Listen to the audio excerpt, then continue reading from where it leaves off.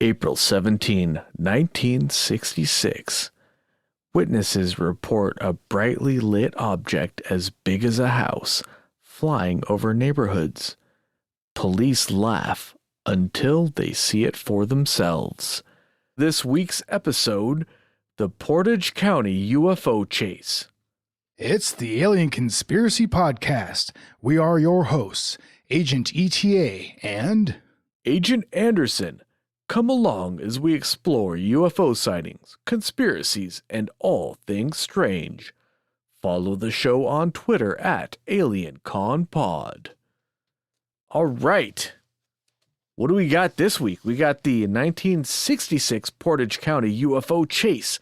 I would like to remind our listeners that I did another case as my first episode, actually, from 1966, which was the Michigan swamp gas case. So if you remember in that case, there are some similarities, but then again, maybe not. We'll see. All right. So this is actually kind of one of those low-key famous cases where it's been mentioned in one particular famous movie, but it used to be a very famous case, but it's actually kind of been swept to the wayside a little bit. It's not so popular nowadays or so well known. Yeah, which is kind of strange because it was a really big deal back in the day, but practically nobody has heard about it nowadays. I suppose you could say it was a really long time ago, but an event of this magnitude, especially with the more recent interest in things like the Tic Tac videos and whatnot, you'd think people would still know about it. But my theory on that is that there's really nothing controversial about this case in that the witnesses report something, and it's really hard to say that they were wrong about what they think they saw. Now, whether they saw aliens, whether they saw an experimental government craft, I don't know what they saw exactly, but they saw something weird, and it's really hard to spin that to something controversial or something that you can dispute. Whereas like Roswell, there's all kinds of controversial stuff about Roswell. Maybe that's why it fell by the wayside. I don't know. What do you think, ETA? Well, yeah, I like this case. I think it's a very solid one because of not only the people who were involved, the witnesses, but the similarities in what they described, what they saw. All of their accounts of what they saw seem to be pretty similar. They're not all exactly the same, of course, but they all saw very similar things from different perspectives and also from different distances as well. So I think that kind of supports some level of legitimacy to their accounts. Yeah, this case has my personal favorite for a case is multiple independent witnesses. So we have many people who didn't know each other ahead of time, all reporting the same thing. And that's pretty much the best thing you can get. Forget blurry photos, not the podcast. Forget people who saw extraordinary things by themselves. But when you have literally hundreds and hundreds of people all reporting the same thing who could not have possibly known each other ahead of time, that's when you have an interesting case. Yeah, absolutely. So what do you say? You want to start going through the timeline here? Yeah, so we start off with a civilian reported seeing something that was as big as a house, but too low to be an airplane flying over their neighborhood. And the police didn't really take it seriously until officers Dale Spar and Wilbur Neff witnessed this same object coming over the tree line. So they were stopped looking at an abandoned vehicle, and they saw this thing coming over the tree lines, and they were next to Route 224 near Ravenna, Ohio. And I mention that because you can actually look up to this day where these places are and look at. It's kind of fun. Look on Google Maps. There's where it was. You can kind of imagining yourself being in their shoes. Yeah, exactly. So what they saw was it came from the south, and it hovered over their patrol car, and it lit up the area with a very, very intense light.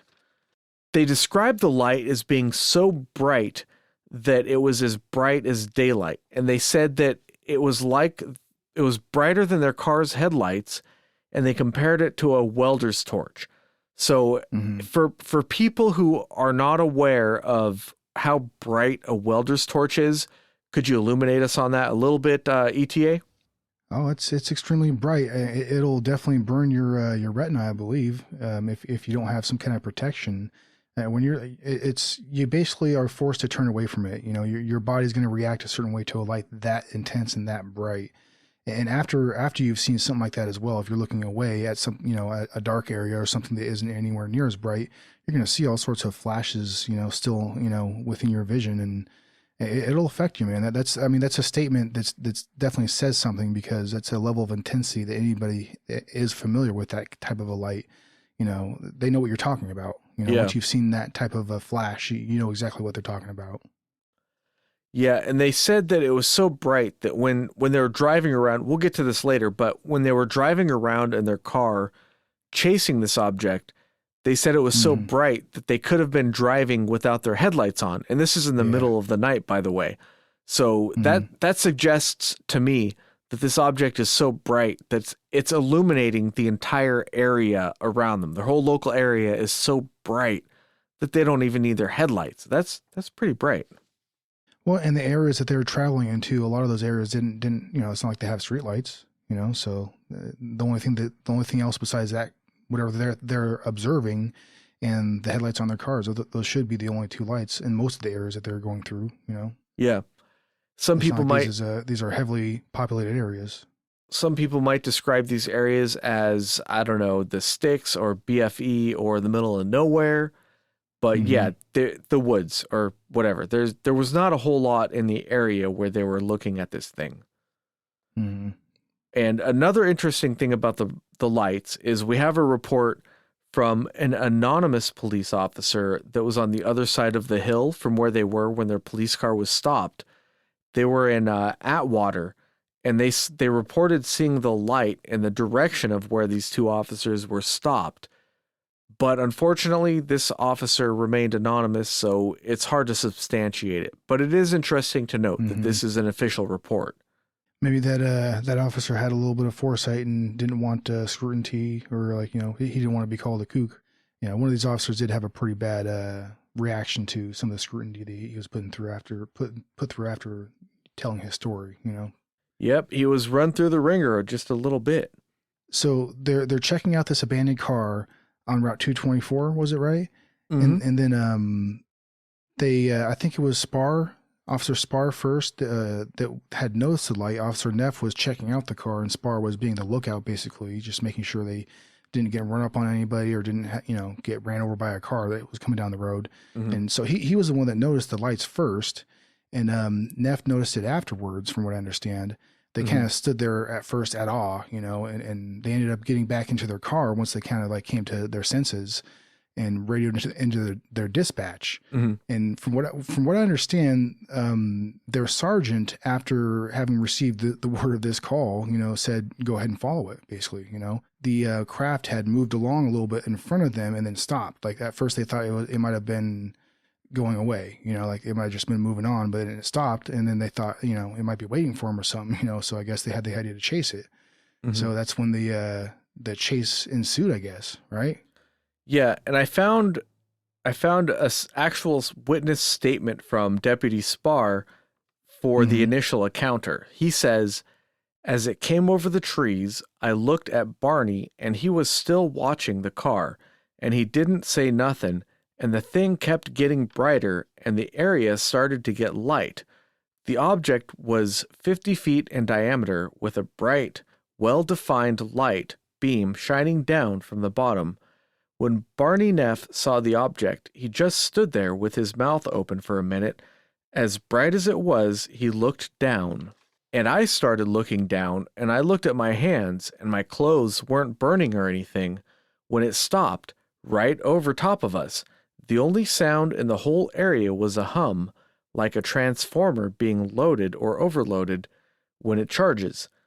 I was petrified, so I moved my right foot, and everything seemed to work all right. And evidently, he made the same decision I did, to get something between me and it, or us and it, or whatever you would say. So we both went for the car. We got in the car and sat there." And then after they got in the car, they radioed in a report to dispatch, and their sergeant told them to pursue the object. Like, I think ETA just said that. So sorry to repeat you, dude. Was it a Sergeant Scheffenfeld, I think? Yeah. Schoenfield? Something like that. Schoenfield? Yeah. Whichever comes first. Schoffen? What did I say? I don't know. Scheffenfeld? I think we both said it wrong. Jack Steffen. What school was Stefanovic? Okay, I can dig it. So they then pursued the object, which, that's sort of the whole meat of the potato here is the whole UFO chase. That's the exciting part of this story. And that's when it starts getting really interesting, because when they started pursuing it, from what they describe, the object accelerated very fast, but like not fast enough to get like out of their view. Supposedly started playing this like cat and mouse game with them, where when they, came across certain obstacles, let's just say like, a red light or an intersection or something like that, the thing stopped for them. And like, then it kept on going once they accelerated and came towards it again. Yeah. And they even made a wrong turn at one point, and they were worried that they had lost the object, but the object waited for them. And once they got back on track, then it started going again. So it seemed like the object was definitely reacting to what the officers were doing and was kind of leading them on this chase, which is really, really weird. Oh yeah. The way the thing was acting was it seemed, and I do believe both officers described this as well, that the object seemed to be moving intelligently. Like they said that it was piloted by somebody, they believed, because just the way it was moving, it was waiting for them. It was reacting to what they were doing, and that's pretty interesting. I mean, it can kind of make your imagination go wild a little bit. Like if you say, just for instance, you want, just disband belief or whatever, is that the right term? Yeah. I think so. Yeah, disband belief. Sorry, I brain farted there for a quick second. At any rate, say if this was like a test pilot that was doing this, and hell, you might even throw in there that maybe they were ordered to do this just to see how the public might react to seeing an object like this or a craft. It might be part of research. Who knows? I'll just put that in there.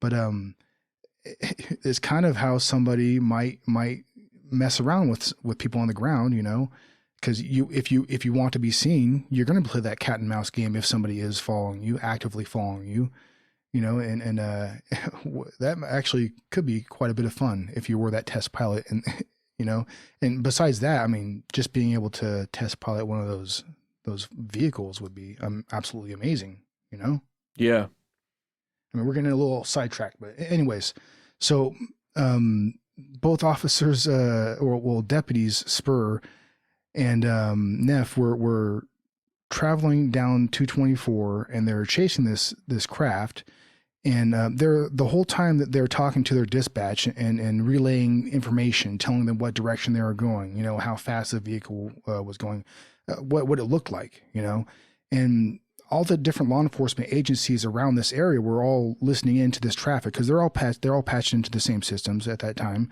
And who was the first? There was a deputy. There was a couple deputies, I think 4 altogether by the time the vehicle left at the end, that ended up in the chase. Was the first deputy, what was his name? The first 2 deputies were the ones we mentioned, which were Spar and Neff. The next deputy was, he was waiting. He heard on the radio, and he was sort of waiting around, and it was Officer Houston, I believe. And yes. Wayne Houston. Yeah, he was near the Pennsylvania border. Remember, we're in Ohio for the start of the chase, and they're chasing this thing, and it's playing cat and mouse with them. Like, it's waiting for them, it's coming back, it's going forward, but it's staying near the deputies. And they were also talking about how they were basically like at certain points punching it and going as fast as they can over 100 miles an hour.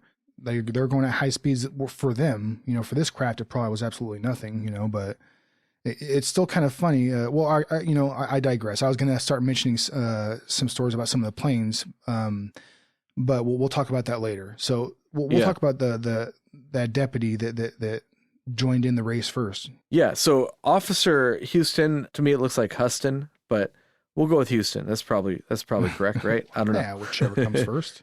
There's a lot of radio chatter at this time. They were on the radio with communicating with dispatch and also other local police officer or police departments. And Officer Houston was waiting for them near the Pennsylvania border, monitoring the radio chatter. And when they got near, he also witnessed this object, and he joined in on the chase as they passed him. And I've heard his description of the event as well. Like he set up on a part of that highway where he knew he was going to intersect with whatever was happening. You know, just imagine like the excitement. You're listening to all this radio traffic, you know, and you're like, what the holy heck is going on here? Yeah. And then from what he describes, he sees the object. He sees a vehicle, this bright illuminated vehicle going at high speeds, passing by, right? Exactly what they described. And then he sees these other officers going by chasing, you know, well, here we go. Yeah. How wild is that? You know, I mean, yeah. And that's pretty cool. Keep in mind also, this is back in this day, I think the culture was a little bit different. So back in this day, there was a high interest in UFOs and aliens and all kinds of weird stuff. Like if you said I saw a UFO at a dinner party, those people would talk to you again. If you said that nowadays, if you're at a party with your buddies and say, oh, I saw a UFO the other day, people look at you like, oh, okay, that's one of those people. Yeah. They're not going to get the call back. We're not going to invite them next week into our dinner party. But in 1966, I think that this thing, it was a little different. People were still very interested in this topic in a different kind of a way than they are now. So imagine, like ETA was saying, imagine if you're sitting there, you're listening to all this radio chatter, and then you see it for yourself. You know, that must have been just something else. And then also, you know, chasing it with a vehicle, you know, and then basically you have the right to because you're law enforcement. So, you know, like I said, here we go. Not only the right, but the obligation. You're trying to protect the public good. This is one thing that always kind of irks me is when skeptics talk about law enforcement, they talk about them like they're saying as if the law enforcement officers involved said, oh yeah, we totally saw aliens. We had a barbecue with them and whatever. But most of the reports I've seen from law enforcement, they state just the facts. They say, we saw this. They're pretty straightforward. Yeah, very straightforward. This is what we saw. This is what happened. They don't interpret the data very much. They say, this is what we saw. They don't say, it was a government craft, it was an alien, whatever. They don't say that. They just say, this is what I saw, this is what I did, here's my report. That's what I found with this case too, is that these officers aren't necessarily saying, this is X, Y, Z. They're just saying, this is what I saw and this is what I did. And what Officer Houston did, he was waiting and he saw the object flew straight overhead at about 900 feet. And just to put that into perspective, if you look up in the sky and you see a Boeing 747 or whatever, you see an airplane up in the sky, a passenger jet, that's probably flying somewhere in the ballpark of 30 to 40,000 feet. So if you saw something flying above you at 900 feet, you would probably think to yourself, gee, that's flying very low and I'm worried it might crash on my house. Not, oh, there's an airplane in the sky that I can see up there. So 900 feet is very, very low for an airplane to be flying or anything to be flying, really. So he said... It's a concerning height. Yeah. 900 feet sounds like a lot, but that's very, very low for aircraft. So Officer Houston said that it looked like it was a flattened ice cream cone with a dark dome top and a cone-shaped light on the bottom. And he said it looked like the light was a focused beam. And it looked as if like a flashlight or something would look if it was being shown through fog. And it was tilted towards the objects to the rear of the object's direction of travel. Yeah, it's kind of confusing some of a lot of the descriptions when you hear people talking about it because they call it like a flattened ice cream cone, you know. And like at first when I started to read some of the descriptions until I saw some of the actual images, like for instance, you can see like some of the drawing that I think Officer Spar, I think it was just Officer Spar, maybe Neff had some influence in it as well, but once you actually saw some like the images, especially there was an artist rendition of, Officer Sparr's description of the vehicle, then you really kind of start to understand like what they were actually supposedly observing, So like at first when I started hearing the descriptions, me being a little bit of a Nimrod, I was like, well, as a cone shaped vehicle. And then I was like, oh no, wait. Okay. The light itself, projecting down from the vehicle at the bottom of it, that was a cone shape, but the vehicle itself was kind of a little bit more, like I remember hearing one of the civilian descriptions of it being like a flattened hamburger, but at the back of it, it had like some people described like what was like a dark antenna, that almost like looked like a shark fin. I mean, I mean, from the drawing, that's how I'm describing it, but I don't believe I remember hearing that term, you know what I mean? But so it was like a flattened hamburger and then a cone of light projecting down below it. A lot of the witnesses described it as a protrusion or an antenna, but when you look at the sketch, it looks like a shark fin. You're absolutely right. That's what it looks like to me as well. Yeah. Well, but that's not the only description. That's just like the most common one, Yeah. So there was a fourth officer that was involved, that was also, I guess you could consider to be one of the main witnesses. And his name was Frank Panzanella. He saw it as well.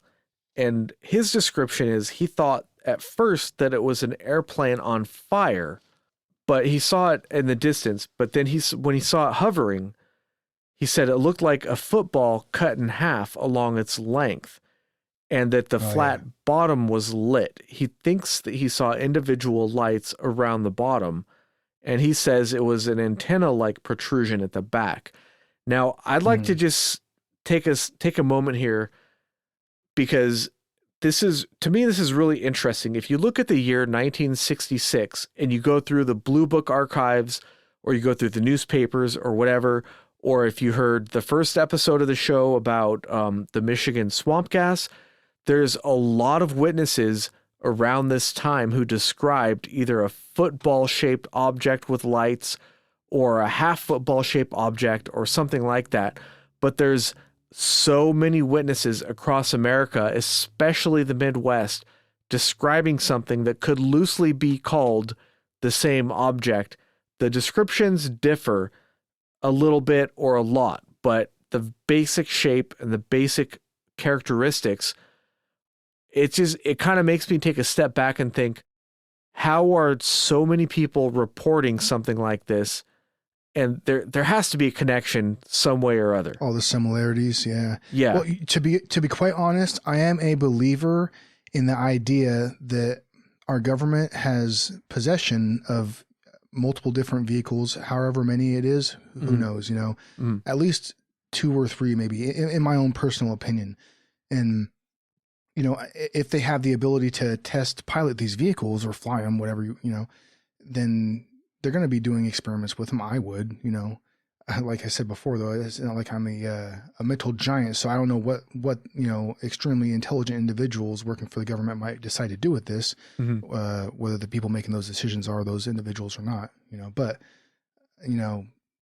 I wouldn't be surprised. In my opinion, I mean, I think that's kind of what's going on here. It's a vehicle that's being piloted and being tested, I think. Yeah. Oh yeah. I mean, Saturday night rolls around, I'd be parking that thing right in front of the bar, but hey ladies, check out my ride. I mean, come on. Why not? Yeah. Right. Well, and the reason why I say that too is because of the interaction that happens between these deputies in this vehicle. Right. This cat and mouse game, how it's just playing with them, in my opinion, if you had like a extremely advanced life form that was here for research, and this is another one of those opinion things. This is part of my opinion of what alien life is. If they are coming here, I think that it's likely that they're either doing research or they're trying to because it doesn't. If they were here for resources, we would know. Obviously, they would be here drawing resources, and if they were geared towards that thing, then they would also, possibly have some similarities to us, where when we go into a forest or into any kind of environment to withdraw resources, we really don't have much consideration for the animals or the wildlife living in those areas. They're kind of, kind of just a side thought, if a thought at all, to any of these companies who are drawing these resources. Like I said, any resources you want to talk about, whether it be trees or coal or oil or whatever it is, So if aliens were like that, then damn, it would be pretty damn obvious that they were here. Yeah. So if they are here, I think that they might be here for a different purpose, for maybe the betterment of our society. Maybe they see something in us that, reminds them of the very early stages that they went through, maybe, Mhm. Holy hell. There's different theories out there, maybe they are advanced us, coming from the future, right? I kind of have a theory of my own along those lines. So I think that Mm-hmm. there's certain variables that have to line up in order for life to develop into more intelligent forms of life. So you might have, let's say, amoebas, and then the amoebas turn into fish, and then the fish turn into dogs, and then whatever, right? Yeah. But yeah, absolutely. Yeah. a lot of people might say, okay, well, you need the opposable thumb, right? Well, that's handy. It's nice to have an opposable thumb. Yeah. Well, what about octopus? I mean, they're supposedly extremely intelligent. So are dolphin, right? But they didn't build spaceships. Why did we build Well, spaceships yeah, you're right. and nobody else did, right? What's the one thing we have that nothing else on this planet has, that it actually undermines our own security and well-being? So what it is curiosity. You'll have, let's say you go back to the day where you just have cavemen. A bunch of cavemen sitting around in a cave. They never been to the other side of the hill, right? And let's say one of those cavemen is going to be like, what's over there? The other cavemen are going to be like, I don't know, dude. Steve went over there last month and he never came back. So you probably don't want to go over there, right? But then like John is be like, well, maybe Steve's still over there. Well, I'm better than Steve, so if I go over there, I'll come back. Maybe he's better, maybe he's not, but he has to go over there because he has this insatiable curiosity. He says, I'm going to go over there. Even if Steve's dead, I don't care. I want to find out what happened. And they'd be like, well, his buddies are going to tell him, hey, dude, you got food, you got shelter, you got everything you could possibly want right here in this cave. Why do you want to go over to the other side of that hill? Well, I just kind of want to know what's over there. So then he goes over there.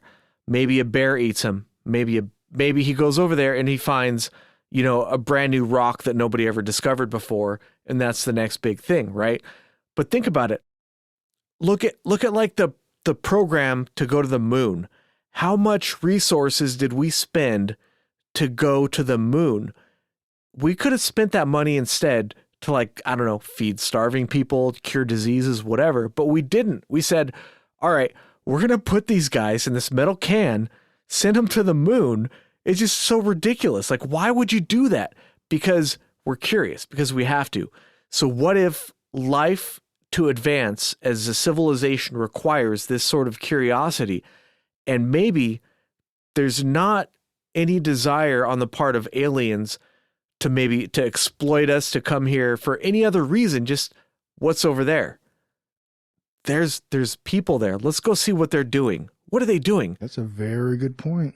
And this is the kind of weird stuff I think about. Like, but I think that's a real thing. Like, why would we go to the moon? Why would we want to go to the next star over when we have everything here we could ever possibly want? But it's going to happen someday. Someday we're going to develop the technology.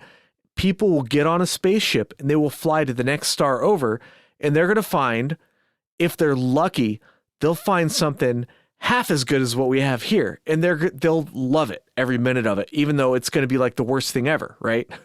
Well, I mean, just look at what we speculate on, like the different types of data that we draw upon to come to conclusions. Like, for example, like I know that there's different like type of like array telescopes that we have, or I know that's not the right term.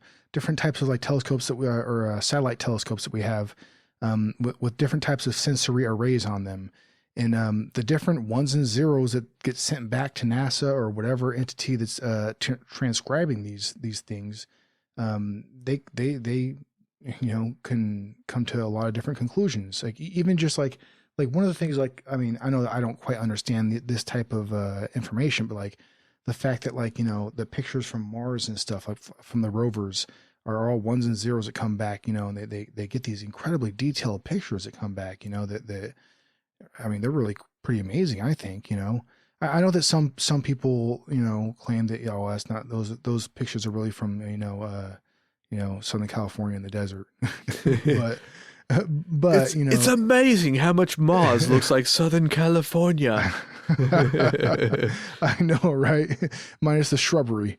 But, at any rate, I'm just, giving them the benefit of the doubt. If it is from Mars, I look at these pictures and like, I'm one of these type of people that I love to look at these pictures and let my imagination go wild, because what if you were standing right there, on Mars? Like that picture is actually from Mars, man. It's a different planet.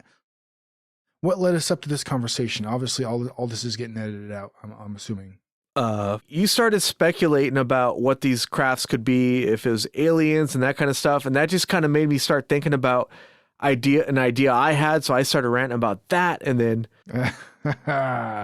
yes. Beyond that, we're going to have to go back and review the recording. I don't know, dude.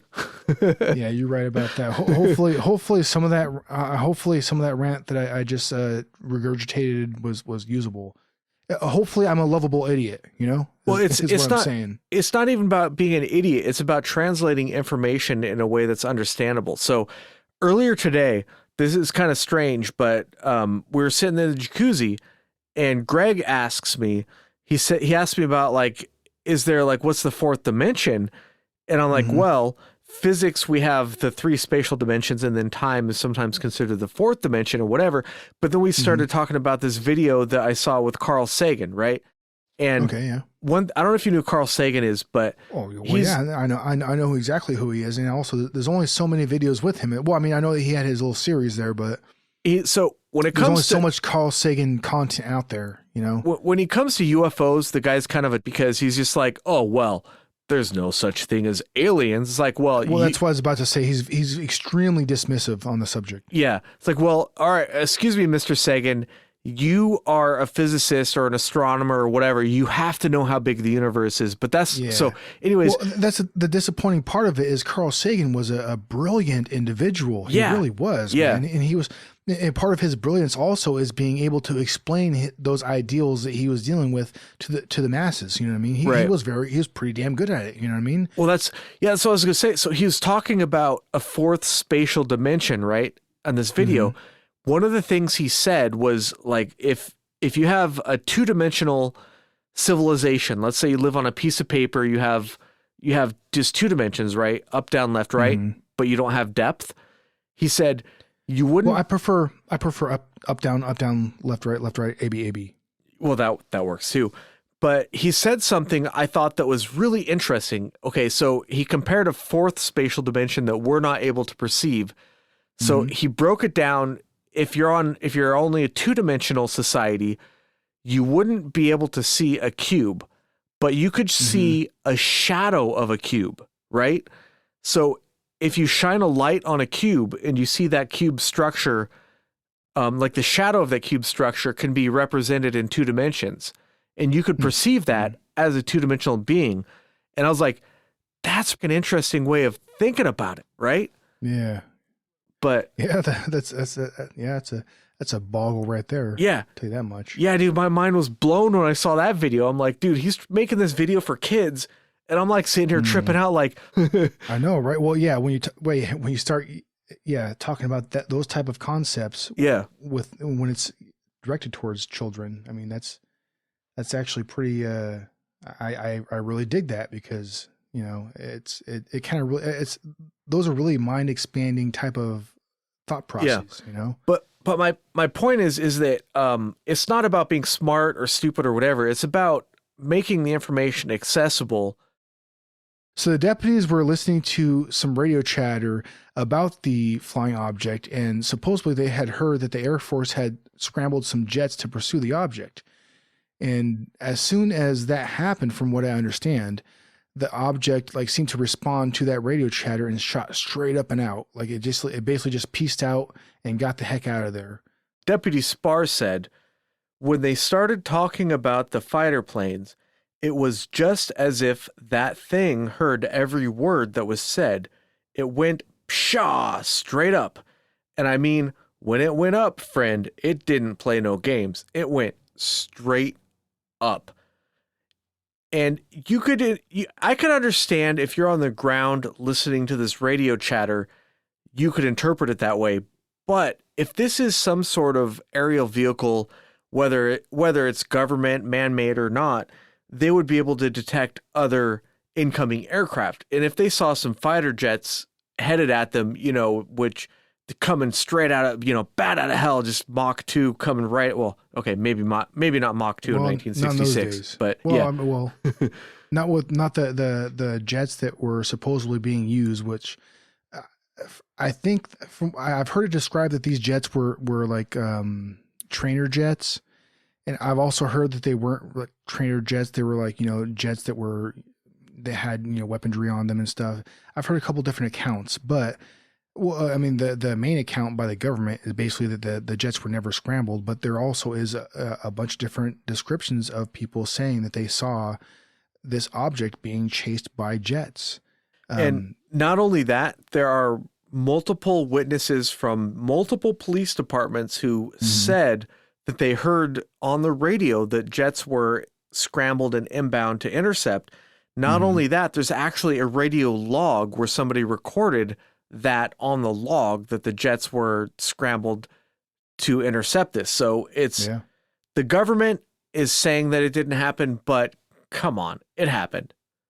Well, I mean, all right, so you hear two different sides of the story. So these people that witnessed this event were interviewed by Project Blue Book, as a matter of fact, afterwards.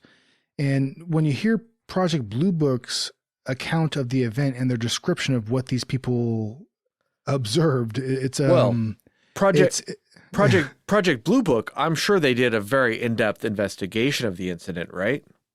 Yeah, I'm sure they did. Well, all right, so the main person that did the investigation was the director of Project Blue Book at the time. What was Hector Quintanilla, I believe is his name. Yeah. Major Hector Quintanilla. And from what I've heard, from what has been described by these people who witnessed this event, they were interviewed by this individual for a very short period of time. I know that Deputy Spar said that he had talked to him for a total of like 4 minutes or something like that. And from this entire conversation, as extensive as it was, the government explanation of what they saw basically was, first, they said they had seen a satellite and they had mistaken that for a UFO, right? And then afterwards they had seen planet Venus, but the reason why they mistook planet Venus for a UFO is because it was behind fog. I think I'm sorry, planet Venus refracted through the fog. I think was the terminology, if I'm remembering correctly. And one of the witnesses said that when Major Quintanilla called him up, he said when he went to interview him, he said, "So tell us about this mirage that you saw." So he didn't I remember that. Yeah.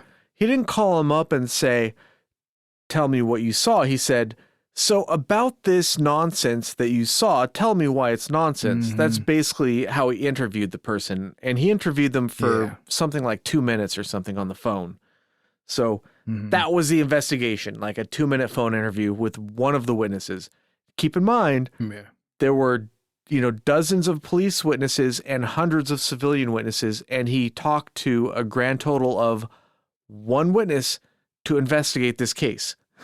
That's the government's investigation. And they came to the conclusion, like ETA just said, that it was a satellite and the planet Venus. So let's contrast that perhaps with a statement by Officer Panzanella. His description of the event was something along the lines of, or a direct quote, "The object was the shape of half of a football, was very bright, and about 25 to 30 feet in diameter. The object continued to go up until it got as small as a ballpoint pin. Relative to the moon, the object was quite distant and to the left of the moon. We all four watched the object shoot straight up and disappear. Now, the reason this testimony is important is because the planet Venus was not to the left of the moon relative to the officer's position. So if he was viewing Venus, it would have been in a different place in the sky. And back in the day, in 1966, there were very, very few satellites in orbit compared to today. So we can go back and we can say definitively that at this time and place, at this viewing angle, there is zero chance that there was a satellite at that position at that time. There was no satellite in the sky. So that explanation is just completely made up. It was not a satellite and it was not Venus definitively. And that's the official explanation. So we can say right away that the official explanation is complete garbage. Yeah, it doesn't line up with the explanation or the accounts of the people that witnessed this. Yeah, not at all. The official explanation to me sounds like the standard, swamp gas. It was the planet Venus, or it was the planet Venus, because that's usually what they say. That's common. Yeah, it reminds me of the Illinois 2000 triangles, where police officers report, a flying triangle 100 feet over a field the size of a house or whatever. And then the official explanation, well, maybe not the official, but the debunkers will say, oh, it was just, Venus. Because why not, right? Let's just say Venus, because that's, Yeah, I mean, it's one of those tactics that's used a couple different times. And we've done at least, I think there's at least 2 episodes where excuses like that we've talked about, and yeah, it's almost kind of frustrating to a certain point too, because like to be honest, like I almost like think like, come on, man, like put a little more effort into that. Like, yeah, it's so lazy. Like it doesn't have to be aliens. It could be something else. But yeah, if you're just going to say it's Venus, they're not putting any effort into it at all. Like very, very little. But I mean, the case itself, I think, like we were saying before, the totality of accounts, witnesses, and what they say, how closely their accounts line up as far as what they're describing, I think really says something. Like I said, it adds a bit of, legitimacy to the case because their descriptions are so close. It makes me think, I mean, if you wouldn't mind, do you think we should come to our conclusions, what we really think about the case? Yeah, we could do that. Well, wait, first, did we talk about the photograph? Which one is that? Oh yeah, that's right. Oh no, yeah. We do need to talk about that. I think we probably should have talked about that because that guy took that photograph fairly early on, right? Like before they got like in the chase. I think it's kind of a very interesting thing about this. This case has it all. We got a photograph. We got independent witnesses. We got government action. It's just, this case is just, it's one of the best cases ever, but it like nobody talks about it anymore, which is why I wanted to do an episode on it. So the chief how would you say that? Buchert? Buckcake? But yeah, I don't know. Something like that. Buchert, Boucher, I think. I don't know. He took a picture of the thing. You can find this picture online, and it's, so the cameras back then, they didn't have like 4K digital. It was just, a film camera. And it kind of looks like a fake picture, but on the other hand, it looks exactly like what the witnesses describe. So I kind of want to believe that it's a genuine photo because, well, it looks exactly like what the witnesses described. And it does not look, there's no way you could possibly look at this thing and think that's a man-made vehicle, at least when I saw it. But that doesn't mean it wasn't top secret. But anyways, the photograph is highly interesting, but at the same time, highly dubious. What's your take on the photograph, Agent ETA? Well, I think it's a genuine attempt at recording the event that he was observing, and like you had said, it's not something that is totally clear what you're looking at, but it is something that is it adds another level of information or evidence to the case. Um, I don't put a whole lot of weight on that picture, to be quite honest, just because there's I don't know, it's just you can't tell a ton from the picture. I mean, there's definitely something that he took a picture of. You could tell that there's something he was focusing on, but it's just not super clear to me. You know what I mean? Mm-hmm. One thing that's interesting is, did he financially benefit from this picture? As far as I can tell, no. But on the other hand, there are some people who are kind of pranksters who would do something like this just for S's and G's. So Yeah. you cannot say definitively one way or the other, but it's sort of one of these, it's an interesting thing. If this case kind of, takes your fancy, just Google the picture for it and let us know what you think. You can actually, we have an email address, alienconpod@protonmail.com. Hit us up on Twitter, whatever. We'd like to hear what you think about the picture, but it's kind of tantalizing because I really want to think that this is the object that they were chasing. And there's no really good reason why I shouldn't believe that, except that like every time something gets dangled in front of me, I always find out something why, oh, well, that was nonsense after all, but it's a really interesting, probably the most, I don't know about one of the most interesting photographs, if not the most, that I've ever seen tied to a UFO case. Yeah, there's no doubt about that. It definitely is interesting. For me myself, like I put a lot more weight upon like personal testimony.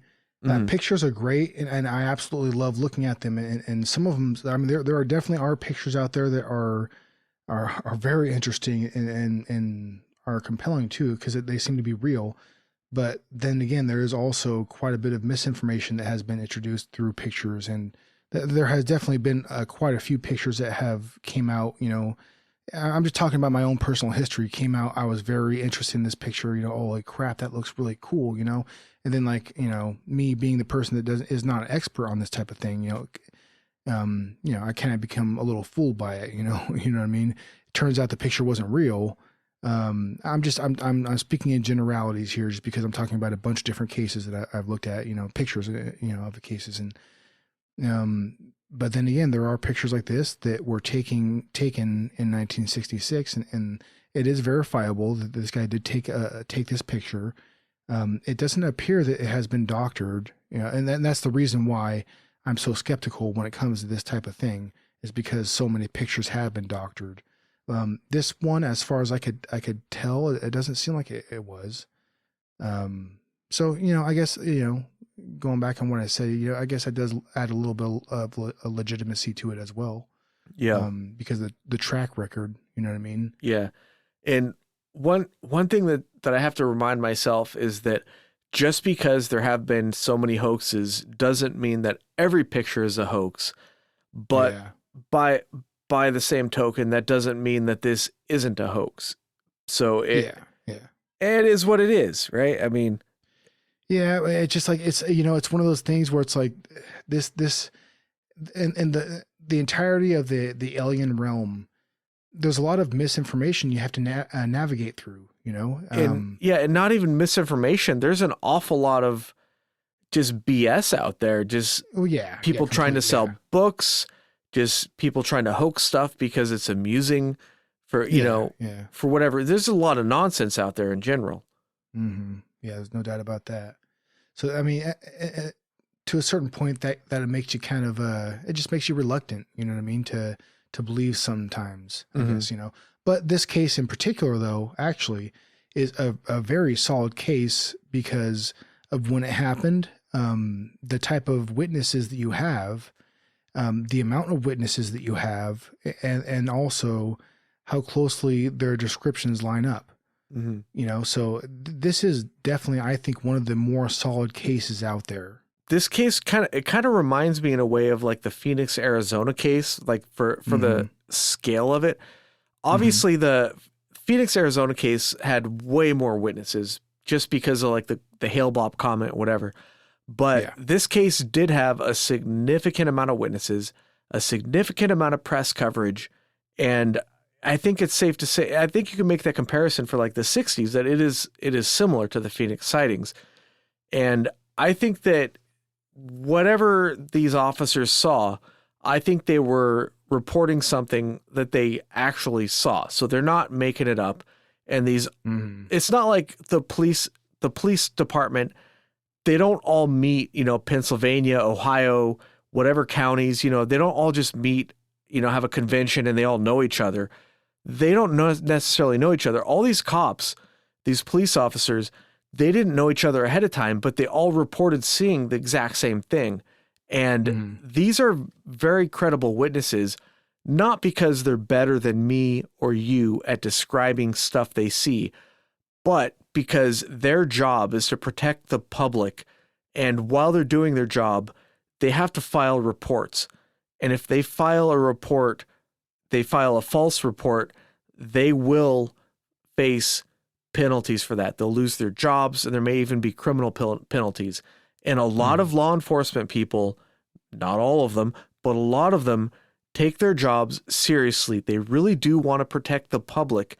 And if they see something that they perceive as a danger, they are going to put their lives on the line to protect the public from that danger. Whether it's an object flying around the skies, they don't know. I mean, this was, the so-called height of the Cold War, which we can say for any period after, the 1940s, I guess. But if you're a police officer and you get this report, you have to check it out, because that's what you do. You don't know if it's dangerous. You don't know what it is. You're going to follow it, and you're going to observe it, and you're going to make sure you do everything you can to protect the public from any kind of danger that this thing might pose. So I think that's why police make good witnesses, not necessarily that they're trained observers or that they're better at observing things than the average person, but because they're willing to put their life on the line to protect us from these dangerous things. So, aliens. I think that this could be any number of things. There's really not enough evidence to say it was this or that. So I'm not really willing to go out on the limb and say, well, yeah, it was aliens. But on the other hand, to match this thing's flight characteristics, meaning that it could fly any direction at will at any speed, essentially, to summarize all the witness statements. We didn't have that technology in the 60s, and we don't have that technology now. So I think that if something was that highly advanced in the 60s, generally speaking, that technology becomes obsolete and it gets released to the public at some point. Generally, that only takes, like, say, 20 years. From the 60s, probably if this was man-made, we would know about it by now, but not necessarily. I mean, it's possible that that would still be classified. So I think that these people saw something real. I think it's possible that it's a man-made top secret project. I think it's possible that it's aliens. I guess to get right down to it, I have no idea what this thing was. And it's a really, really interesting case that really captures my imagination. If I was held down to an opinion, like I had mentioned earlier, I would say that because of the characteristics of how it acted, I would say it's a craft that our government has a hold of that they were piloting, they were experimenting with. I know that, some people might just say, oh, well, I mean, that's that's kind of hard to believe, and that's kind of, I don't know, there's not enough evidence maybe to come to that conclusion. But like I had said earlier, I do believe that the government does have a hold of technologies that they have acquired through whatever means, and that they are experimenting with them. Well, and along those lines, I would like to point out to people that they let off the atomic bomb in the 1940s. So that would be, like 20 some odd years before this that they deployed it. So they designed the atomic bomb. They didn't have computers. They didn't really have calculators. They were basically working with abacuses. The atom at this point, what they were working with, that was just theoretical. And they took this theoretical knowledge and used it to blow up an entire city with one bomb. And they did this without having any sort of microscope to look at what it was that they were actually doing. So there is the possibility that they were able to do things well in advance of what they should have been able to do. Because in my book, the nuclear bomb was a miracle of science, and that's worthy of an episode by itself, possibly, just how they made that happen. Like, they had an entire city of people just trying to enrich uranium. Like, it's bananas how much resources they poured into that. And it's like you're talking about the moon landings being fake.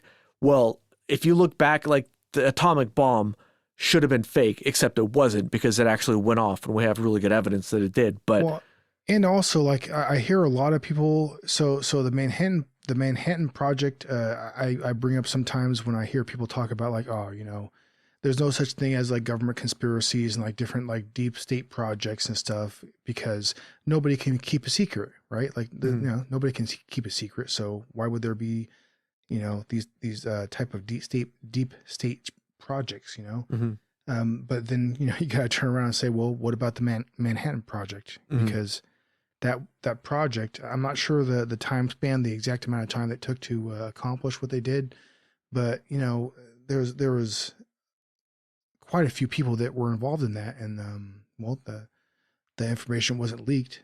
Well, I mean, not by a whole lot of people. Yeah, that's actually a surprisingly common explanation when people say, well, that couldn't have possibly happened because we would know about it, because we know about everything and nobody could possibly keep a secret, except all of the secrets that they've kept all of these years. So many secrets that we don't know about. And we find out about something, a document gets released, and we find out that something happened 50 years ago. And we're like, wow, we're just now finding out about that because they kept it a secret for all these years.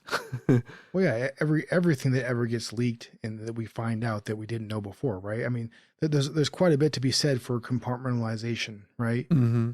There's people that know their roles, that accept their roles, that are assigned these roles in government, and I mean, there's I think people have they don't give enough credit towards individuals who accept and decide not to release information. That people that have worked in government roles, these different positions, that they just have no problem with not talking about it because they agreed to it. Yeah. It's not that they don't want to talk about it. It's just like, well, no, I said that I wasn't. That's what I agreed to. So I'm not going to. And I think the type of person who says that does not appreciate the sort of person that's in the military. So whether you're in the military or you're a military contractor or whatever, you're in that industry, right? So just think about this for a second. If you're in the military, what are you saying? You're saying, I'm willing to go to a faraway place and die there for the safety of my nation. And that's a particular mindset that most people cannot understand or appreciate. That's quite the sacrifice right there. I mean, whether they know they're making it or not, especially if they do, that's a certain type of person right there. It really is. If you're willing to go out and get your guts blown out and die on some foreign plane, some just horrendous battlefield, you think that person is going to be able to keep a secret for the greater good of the nation if they're willing to put their life on the line? All right. So that's our opinion on the subject, pretty much. I think we've said all we can really say about it. If you guys have any different opinions on it, we do have our Twitter account at alien.conpod. What is it? God damn it. It's just at AlienConPod on Twitter. At AlienConPod Twitter? Yeah. At AlienCon.Twitter? No. Well, that wraps it up for this week. If you have any opinions or comments on this episode, please let us know at AlienConPod on Twitter or AlienConPod at protonmail.com. Join us next time for a topic which we have not yet decided upon.